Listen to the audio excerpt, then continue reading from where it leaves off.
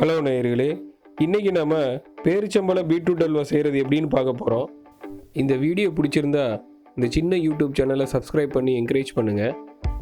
வாங்க இந்த அல்வா எப்படி செய்கிறதுன்னு பார்க்கலாம். முதல்ல கடாயில் 6 டேபிள் ஸ்பூன் நெய் விட்டு சூடாக்குங்க. நெய் சூடானதும் 10 பாதாம் 10 முந்திரி நறுக்கி சேர்த்து ஃப்ரை பண்ணுங்கள்.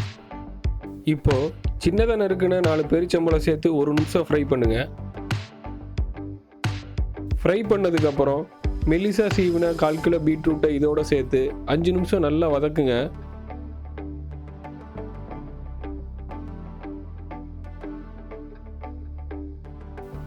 வதக்குனதுக்கப்புறம் 1 கப் பால் சேர்த்து நல்லா மிக்ஸ் பண்ணுங்க. பால் சேர்த்தோம்னா பீட்ரூட்டில் இருக்கிற மண் வாசனை போயிடும்.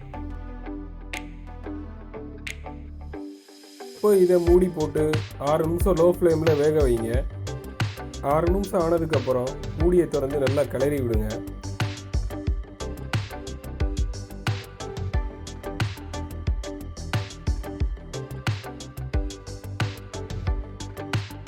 இப்போ இதில் 1/2 கப் சீனி சேர்த்து நல்லா மிக்ஸ் பண்ணுங்க.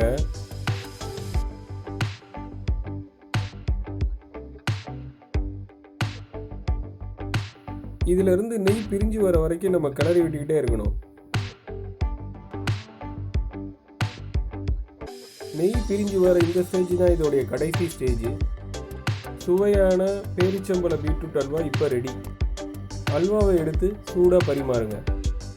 என்னங்க, வீடியோ பிடிச்சிருந்தா எங்கள் சின்ன யூடியூப் சேனலை சப்ஸ்கிரைப் பண்ணி என்கரேஜ் பண்ணுங்கள். மறக்காமல் இந்த வீடியோவை லைக் பண்ணுங்கள், ஷேர் பண்ணுங்கள் அண்ட் கமெண்ட் பண்ணுங்கள். தேங்க்யூ.